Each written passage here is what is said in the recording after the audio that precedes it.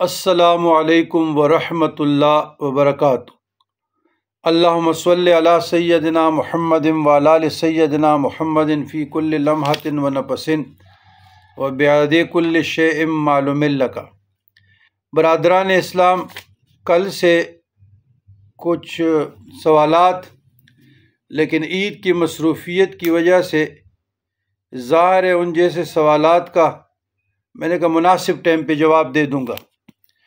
وہ معاشرتی ماحول سے ہے۔ معاشرتی ماحول یہ ہے کہ اکثر خواتین، میں ساروں کی بات نہیں بتا رہا، تو وہ ڈٹریک ہو جاتی ہے، بہک جاتی ہے، گمراہ ہو جاتی ہے، مصنوعی عشق معشوقی میں چلی جاتی ہے، اپنے نفس کی حفاظت میں ناکام رہتی ہے، اور سوشل میڈیا پہ غیر ضروری دوستیاں، بوائے فرینڈ، قسم قرآن، اور پھر سوشل میڈیا کے ان کے وجود کی نمائش نظر ہو جاتی ہے۔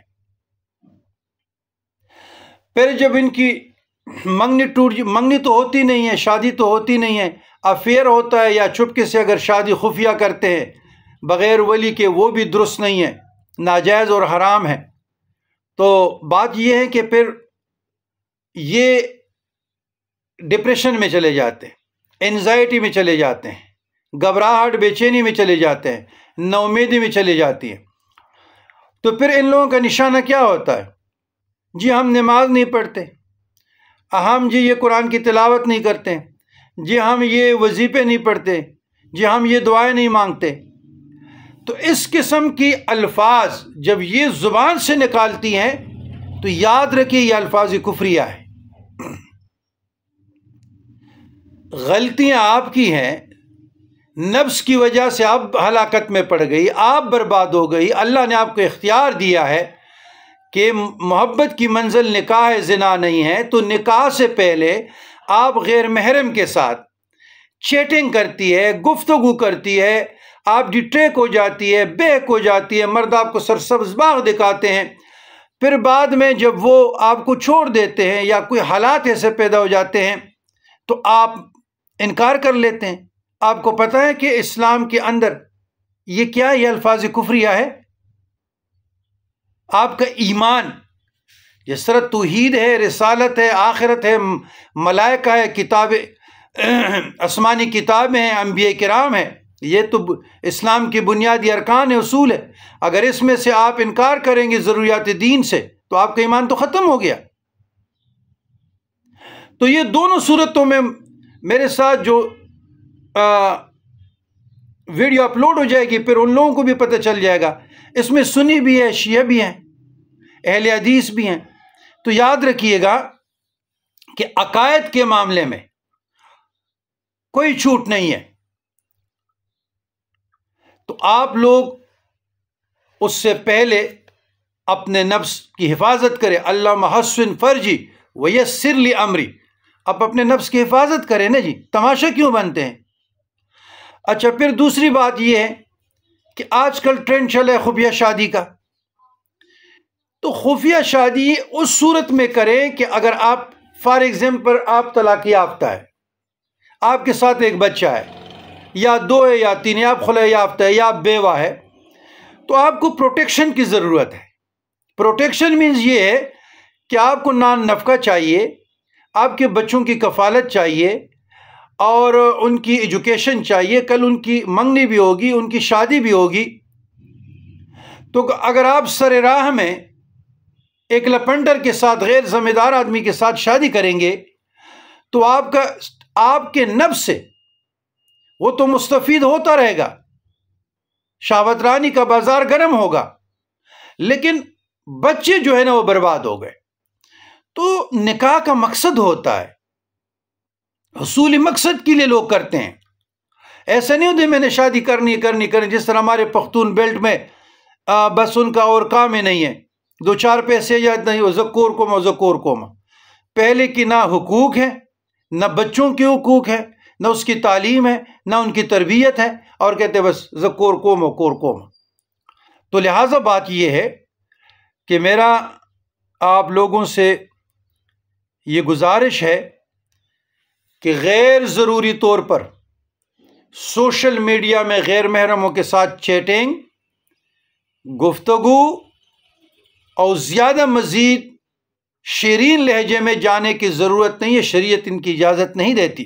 دوسری، بالفرض اگر کوئی شادی کرنا چاہتا ہے تو وہ اپنا پروٹیکشن دے کے کہ اس میں اس کی بچوں کی تحفظ، مستقبل کی تحفظ، وہ تو اللہ کے ہاتھ ہیں، لیکن پھر بھی اللہ نے ہمیں عقل دیا ہے، شعور دیا ہے، اس لیے ہم مکلف ہے۔ اب جانوروں کو شعور نہیں ہے نا، وہ مکلف توڑے ہیں۔ تو آپ اپنے بچوں کی بہتر مستقبل کے لیے جو آپ کی اولاد کو اڈاپٹ کریں، چلو 100 روپے نہیں 50 تو ملے گا، اور آپ کو تحفظ دے۔ تو آپ اپنے اعمال پہ نظر ثانی کریں، اپنے غلطیوں کوتاہیوں پہ نظر ثانی کریں، اور اپنے غلطی مانیں، اپنا تقصیر مانیں، اپنا کوتاہی مانیں، اور ایک نئی زندگی کا آغاز کریں۔ اسلام سلامتی کا دین ہے۔